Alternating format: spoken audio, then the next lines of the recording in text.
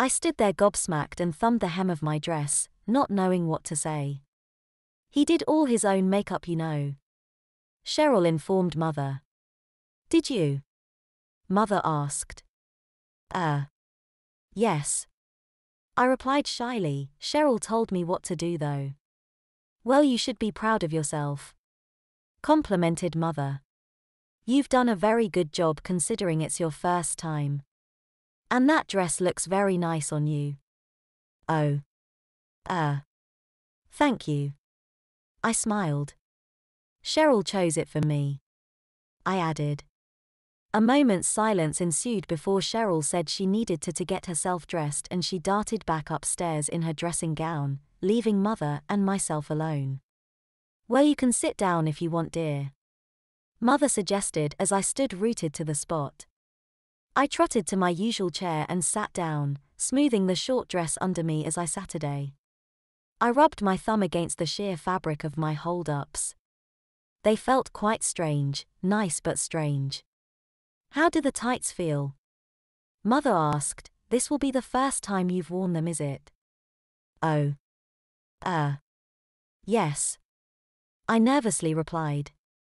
Okay, I guess, I added as I straightened one of my legs so I could have a proper look at them. They are Cheryl's hold-ups, I pointed out. She said they'd look nicer than the opaque ones, I nervously added. All this terminology was new to me. Well, make sure you don't ladder them, Mother advised. Cheryl returned wearing a skirt and a blouse and looking like she was ready for a night on the town. You look nice, I said as she sat on the sofa and slipped on her shoes. Thanks, she said, smiling at me. Not half as nice as you though. She winked.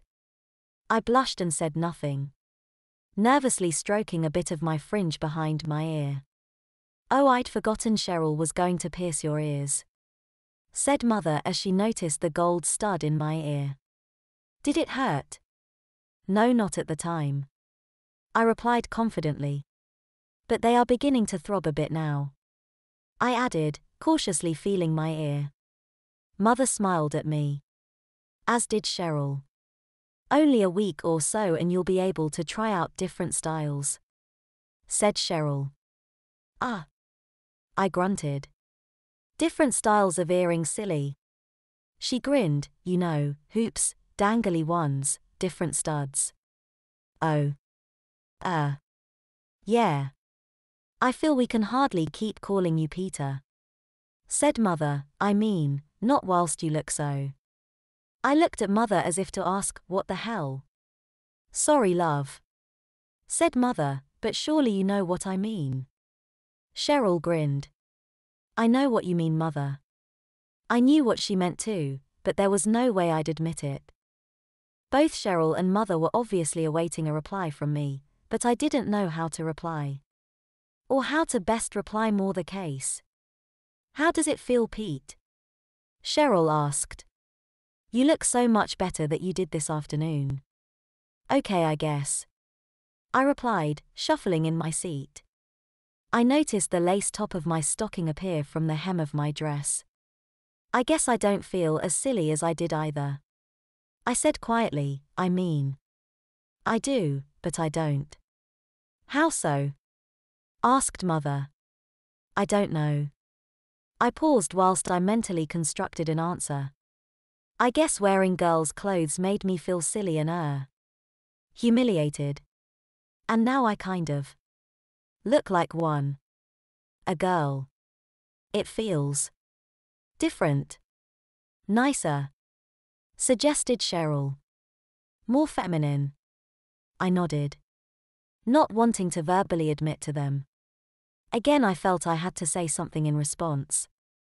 I looked down at my little black dress with the red flowers on it, and the hold-ups I wore.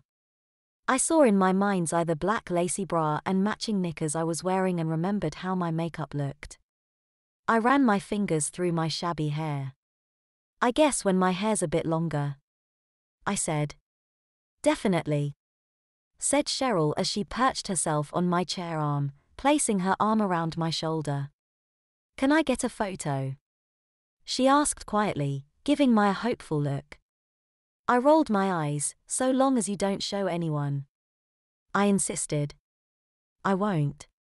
She replied, and if anyone sees it I'll just say it's my sister. She suggested. Deal. Okay. I sighed. Cheryl took her phone from her handbag and I posed whilst she took a couple of shots. Thanks, gorgeous, she said as she passed Mother the phone so she could have a look. Very nice, said Mother as she passed Cheryl the phone back. Can I see? I asked. I smiled as I looked at the photos of what could only be described as a girl. I see what you mean now, I said. Told you, said Cheryl. I passed her the phone back. Thanks, she said, before glancing at the clock. I'd better get going. With that, she gave me a quick hug and a kiss before grabbing her bag and setting off to meet her friends. See you later, Mother, she said as she left. Bye, love, said Mother before turning to me. Shame. It would have been nice to get a photo of you both together. Maybe tomorrow, eh? I suggested before sitting back down. Mother smiled and returned her attention to the magazine she'd been reading.